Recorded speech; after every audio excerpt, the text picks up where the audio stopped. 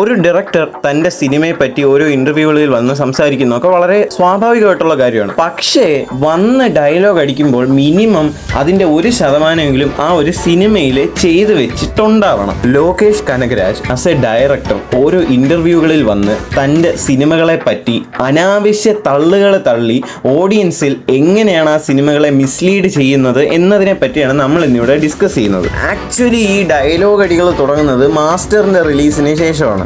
ആദ്യമായിട്ടൊരു ലോകേഷ് സിനിമയ്ക്ക് average reports കിട്ടുന്നത് മാസ്റ്ററിനാണ്. ആൻഡ് മാസ്റ്റർ ശേഷമുള്ള ഇന്റർവ്യൂസിൽ പുള്ളി പറഞ്ഞതെന്ന് പറഞ്ഞാൽ പുള്ളിക്ക് ഭയങ്കരമായിട്ടുള്ള പ്രഷേഴ്സ് ഉണ്ടായിരുന്നു. പിന്നെ വിജയനെ യൂട്ടിലൈസ് ചെയ്യുമ്പോൾ പുള്ളിക്ക് പ്രോപ്പറായിട്ട് പുള്ളിയുടെ 100% ആയിട്ട് ആ ഫിലിം ചെയ്യാൻ പറ്റുന്നില്ല.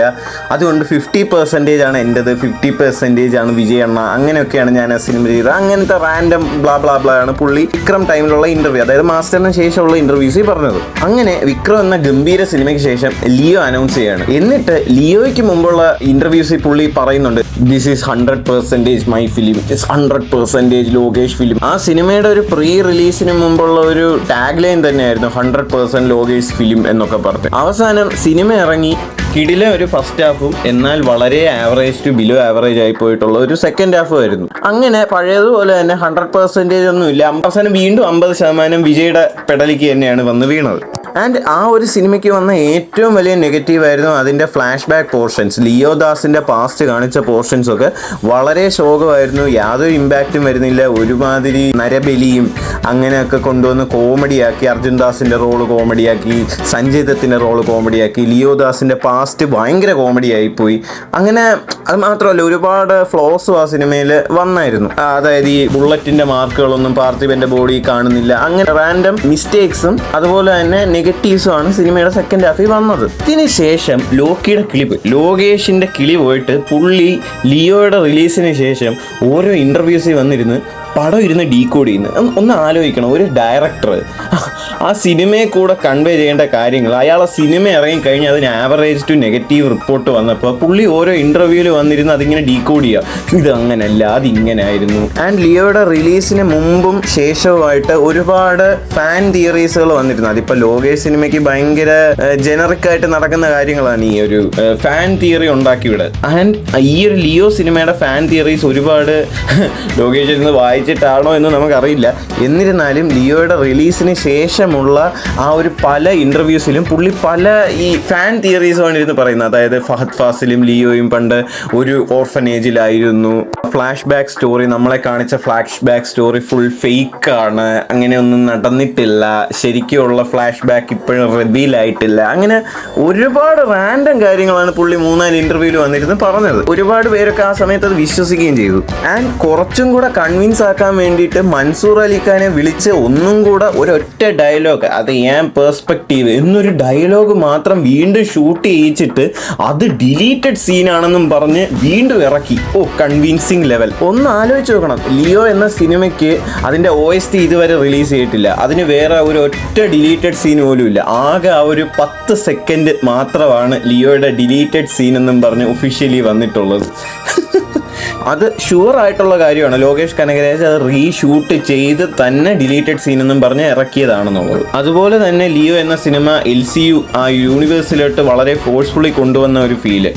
ഇപ്പം ലിയോ നിങ്ങൾക്ക് LCUയിൽ കൊണ്ടുവരണമെന്ന് ആഗ്രഹം ഉണ്ടെങ്കിൽ കൊണ്ടുവരാം, ബട്ട് കാണുന്ന ഓഡിയൻസിന് അത് എന്തെങ്കിലും രീതിയിലൊരു ഓർഗാനിക് ആയിട്ട് തോന്നണ്ടേ. ഇത് വളരെ ഫോഴ്സ്ഫുള്ളി യാതൊരു ഡെപ്തും ഇല്ലാത്ത കണക്ഷൻസ് കൊണ്ടുവന്ന് വളരെ ഫോഴ്സ്ഫുള്ളി ലിയോ എന്ന സിനിമയെ LCUയിൽ കൊണ്ടുവന്ന പോലെ തന്നെയാണ് എനിക്ക് പേഴ്സണലി തോന്നിയത്. ഒരുപാട് ഓഡിയൻസിന് അങ്ങനെ തന്നെയാണ് തോന്നിയത്. ആ ഒരു സിനിമ റിലീസിന് മുൻപ് വരെ അത് LCU ആവണമെന്ന് ആഗ്രഹിച്ചവർ പോലും LCU ആണെന്ന് കണ്ടു കഴിഞ്ഞപ്പോൾ അയ്യേ എന്നുള്ളൊരു ഫീലായിരുന്നു. അങ്ങനെ ലിയോയുടെ ആരവങ്ങളൊക്കെ തീർന്നു. കൂലിയുടെ അനൗൺസ്മെന്റ്, കൂലി റിലീസ് ടൈം, ലോകേഷ് വീണ്ടും ഇന്റർവ്യൂ പരിപാടികളുമായിട്ട് വന്നു. ആൻഡ് ഈ ഒരു ടൈമിലും പുള്ളി ഇതൊക്കെ തന്നെ പറയുന്നത്. അതായത് കൂലി എന്ന സിനിമയുടെ ഇന്റർവെൽ ബ്ലോക്ക് കണ്ടാൽ നിങ്ങൾ സീറ്റിൽ ഇരിക്കത്തില്ല, നിങ്ങൾ എഴുതി ചാടും. എനിക്ക് നേരിടേണ്ടി വന്ന എല്ലാ വിമർശനങ്ങൾക്കുമുള്ള ഉത്തരമാണ് കൂലി. ഞാൻ 2 വർഷം വളരെ ഡീറ്റെയിൽഡ് ആയിട്ട് എഴുതിയ സ്ക്രിപ്റ്റാണ് കൂലിയുടേത്.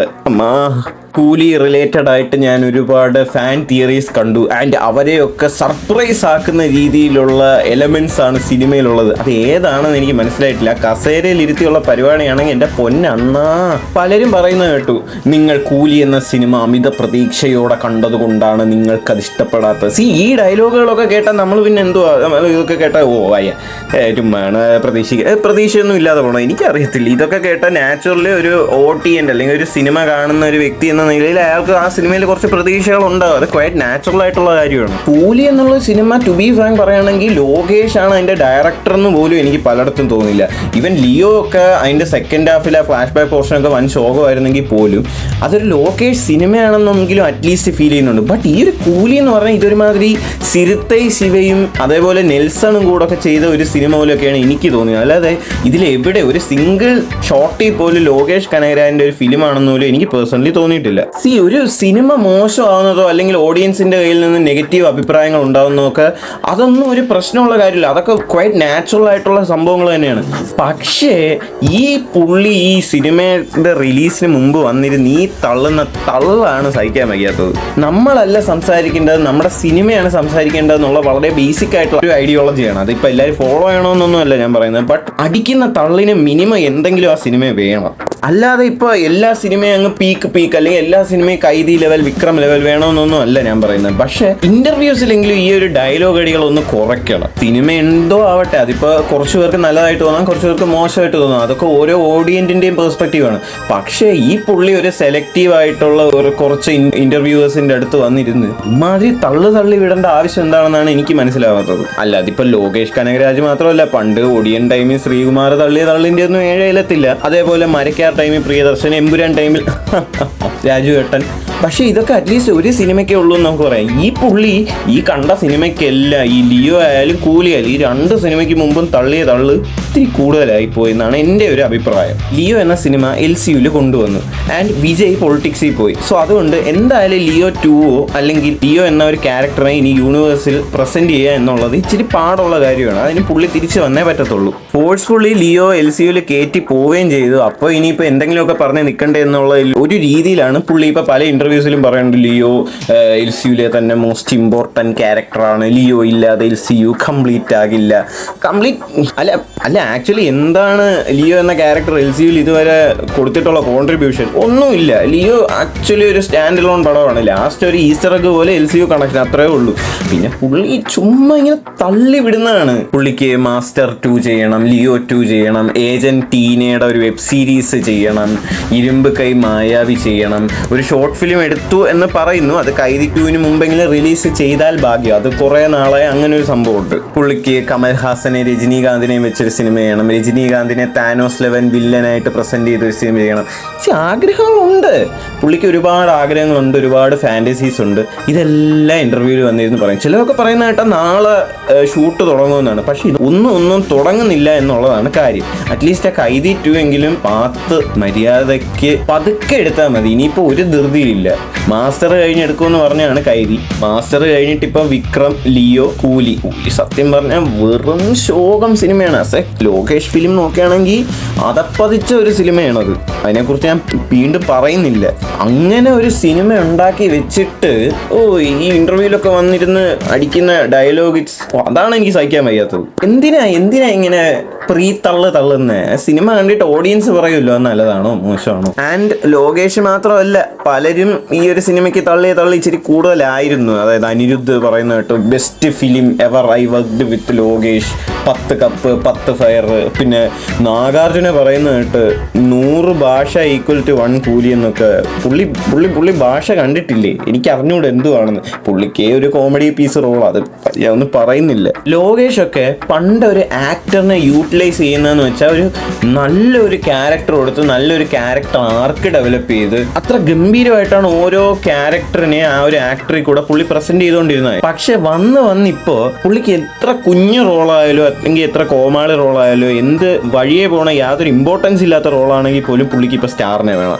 അന്ത ഒരു ലെവലിലായിട്ടുണ്ട്. സഞ്ജയ് ദത്ത്, അർജുൻ ദാസ്, നാഗാർജുന, എന്ത് കോമഡി പീസ് റോളുകളാണ് ഇവർക്കൊക്കെ ലിയോ, കൂലി സിനിമകളിലൊക്കെ കൊടുത്തിരിക്കുന്നത്. അയ്യോ ഭയങ്കര ശോകമാണ്. ഞാൻ വീണ്ടും പറയുന്നു, ലോകേഷ് കനകരാജ് ഒരിക്കലും ഒരു മോശം ഡയറക്ടർ അല്ല. പുള്ളിക്ക് ഒരു നടനെ ഇങ്ങനെയൊക്കെ നല്ല രീതിയിൽ പ്രസന്റ് ചെയ്യണമെന്ന് നല്ല ധാരണയുള്ള മനുഷ്യനാണ്. ഒന്ന് നോക്കിയാൽ മതി, സൂര്യക്ക് ആ ഒരു റോളക്സ് എന്ന ആ ഒരു ക്യാരക്ടർ, 5 മിനിറ്റ് സ്ക്രീൻ സ്പേസ് ഉള്ള ആ ഒരു ക്യാരക്ടർ, സൂര്യൊക്കെ ലാസ്റ്റ് ഹിറ്റ് അടിക്കുമ്പോൾ 1ാം ക്ലാസ്സിൽ പഠിച്ചിരുന്ന കൊച്ച് 10 പാസ്സായി.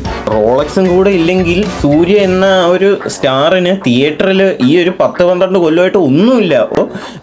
സൂര്യയൊക്കെ എന്നും ലോകേഷിനോട് കടപ്പെട്ടിരിക്കേണ്ടതാണ്. അതേപോലെ വിജയ് സേതുപതിക്ക് ഗംഭീരമായിട്ടുള്ള 2 ക്യാരക്ടേഴ്സ്, ഭവാനി ആയാലും സന്തനമായാലും 2 ഗംഭീരമായിട്ടുള്ള വില്ലൻ ആർക്കുകളാണ് അതൊക്കെ. എൻ്റെ പൊന്നെ, ആ മനുഷ്യനാണ് ഇപ്പം കോമാളി വില്ലൻ റോളുകൾ എഴുതി സംവിധാനം ചെയ്യുന്നത്. അതേപോലെ വിജയുടെ പാർത്ഥിവൻ എന്ന ഒരു റോളൊക്കെ എന്ത് ഗംഭീരമാണ്, എന്ത് ഗംഭീര ഫസ്റ്റ് ഹാഫ് ആണ് ലിയോയുടെ. എൻ്റെ മോനെ, അത്രയും പീക്കായിട്ടുള്ള ഒരു ഫസ്റ്റ് ഹാഫ് കഴിഞ്ഞിട്ട് എന്തുവാ പറ്റിയ സിനിമയ്ക്ക് എനിക്ക് അറിയത്തില്ല. അത്രയും ഗംഭീരമായിട്ടാണ് വിജയ് ആ ഒരു ക്യാരക്ടർ പുള്ളി ചെയ്തിരിക്കുന്നത്. പാർത്ഥിവൻ എന്ന ഒരു ക്യാരക്ടർ ഗംഭീരമായിരുന്നു. അത് ഗംഭീര ക്യാരക്ടറൈസേഷൻ ആണ്. അതൊക്കെ ലോകേഷ് ഗംഭീരമായിട്ട് തന്നെ ചെയ്തിട്ടുണ്ട്. അതേപോലെ തന്നെ JD എന്ന ക്യാരക്ടർ ആയാലും വിജയുടെ കരിയറിലെ തന്നെ ഇപ്പൊ ഈ അടുത്ത കാലങ്ങളിൽ സെലിബ്രേറ്റഡ് ആയിട്ടുള്ള 2 ക്യാരക്ടേഴ്സേ ഉള്ളൂ, JDയും ലിയോയും. അത് രണ്ടും ലോകേഷ് കനകരാജ് തന്നെയാണ് ചെയ്തത്. സോ അതേപോലെ കമൽഹാസന് വിക്രം എന്ന സിനിമയിലൂടെ വമ്പൻ കംബാക്ക്. കമൽഹാസനൊക്കെ പോയി കഴിഞ്ഞു എന്ന് പറഞ്ഞിരിക്കുന്ന ടൈമിലാണ് ലോകേഷ് ആ ഒരു സിനിമ ചെയ്തതും അത്രയൊരു ഗംഭീര തിരിച്ചു വരവ് കൊടുത്തത്. എന്നിട്ട് കമൽഹാസൻ വീണ്ടും കോമാളി റോളുകൾ ചെയ്യുന്നുണ്ട്. ഐഡിയെ കുറിച്ചൊന്നും ഞാൻ പറയുന്നില്ല. പീക്കസ്റ്റ് ഓഫ് ദ പീക്കസ്റ്റ് തിയേറ്റർ എക്സ്പീരിയൻസ് ആയിരുന്നു എനിക്ക്. കാർത്തി എന്ന ഒരു നടൻ ഔട്ട് ഓഫ് ദ വേൾഡ് ആയിട്ടുള്ള ഒരു ക്യാരക്ടറാണ് അങ്ങേരെ കൊണ്ട് പുള്ളി ചെയ്തത് ലോകേഷ്. മാനഗരം എന്ന സിനിമ അതൊരു ഗംഭീര സിനിമയാണ്. അതിന്റെയൊക്കെ സ്ക്രിപ്റ്റ് ചെയ്ത മനുഷ്യനാണ് കൂലിയിലൊക്കെ ചെയ്ത് വെച്ചിരിക്കുന്നത്. സഹിക്കൂല. അയ്യോ, അതാണ് ലോകേഷിന് അറിയാം ഒരു സ്റ്റാറിനെ എങ്ങനെയാണ് പ്രസന്റ് ചെയ്യുന്നതെന്ന്. പക്ഷേ കൂലിയിൽ എന്തുവാടെ സംബന്ധിച്ച, കൂലിയിലൊക്കെ രജനീകാന്തിന് ഒന്നുമില്ല. ആ ഒരു ക്ലൈമാക്സിൽ ആ ഒരു 5 മിനിറ്റ് ആ ഒരു ഫ്ലാഷ് ബാക്ക് പരിപാടി ഒഴിച്ചു കഴിഞ്ഞാൽ രജനിക്ക് ഒന്നും ചെയ്യാനില്ല സിനിമയിൽ. അതാണ് ഞാൻ ഭയങ്കര ഡിസപ്പോയിന്റഡ് ആയിപ്പോയത്. അതേപോലെ ലോകേഷ് കനകരാജൊക്കെ ഇമോഷണലി ഒരു സിനിമയിൽ കളിക്കുന്ന കളി എന്നൊക്കെ പറഞ്ഞാൽ ആ ഒരു ക്യാരക്ടേഴ്സ് തമ്മിലൊക്കെയുള്ള ഒരു ഇമോഷൻസ് കൺവേ ചെയ്യുന്നത് വിക്രമിലെ കമലും ആ ഒരു കുഞ്ഞുമായിട്ടും, അതേപോലെ കൈദിയിലെ കാർത്തിയും മോളുമായിട്ടുള്ള കണക്ഷൻ, ലിയോയിലുള്ള ഒരു പരിപാടികളൊക്കെ എന്ത് കിടുവായിരുന്നു. അങ്ങേരാണ് സീരിയൽ ലെവൽ പാസമൊക്കെ കൂലിയിൽ എടുത്ത് വെച്ചിരിക്കുന്നത്. എൻ്റെ ഒരു അഭിപ്രായത്തിൽ ലോകേഷ് കനകരാജ് ഒരു ഡീടോക്സിക്കേഷൻ പോലെ മൊത്തത്തിൽ ഒന്ന് സോഷ്യൽ മീഡിയാസിൽ നിന്നൊക്കെ ഒന്ന് മാറി നിന്ന്, ലിയോയുടെ ഷൂട്ടിംഗ് ടൈമിലൊക്കെ പുള്ളി ഇതേപോലെ മാറി നിന്നിട്ടുണ്ടായിരുന്നു ഒരു ടൈം.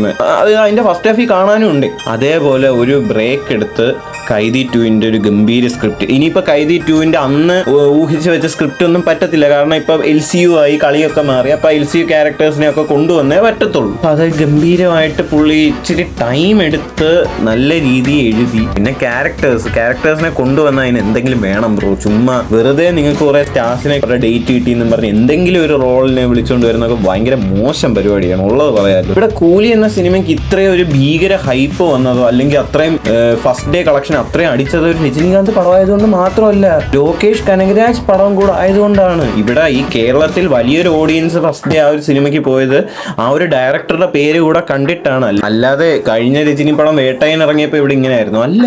ലോകേഷ് കനകരാജ് എന്നൊരു പേരുണ്ട്, ഒരു ബ്രാൻഡ് ഉണ്ട് ഇവിടെ. ഇനി ആകെ ഒരു കാര്യമേ പറയാനുള്ളൂ. ഇനിയിപ്പോ കൂലി വെളുപ്പിക്കാൻ വേണ്ടിയിട്ട് ഇനി കുറെ ഇന്റർവ്യൂല് വന്നിരുന്ന് തള്ളല്ലേ അന്ന് ലിയോ കഴിഞ്ഞ് വന്ന പോലെ അതും കൂടെ വരികയാണെങ്കിൽ ഇപ്പൊ കിട്ടുന്ന ട്രോളുകളെയും കാട്ടി ഇരട്ടി ഇട്ട് ഒരു വൻ കോമഡി പീസായി പോകും. അതുകൊണ്ട് ദൈവത്തെ ഓർത്ത് ഒരു ബ്രേക്ക് എടുക്കുക, കൈദി 2 ചെയ്യുക, ഒരു വമ്പൻ കംബാക്ക് അടിക്കുക. ആൻഡ് ഇമ്പോർട്ടൻറ്റ് തിങ്, ഈ ഇന്റർവ്യൂ കൊണയടി ഒന്ന് കുറയ്ക്കുക. എൻ്റെ പൊന്നെ.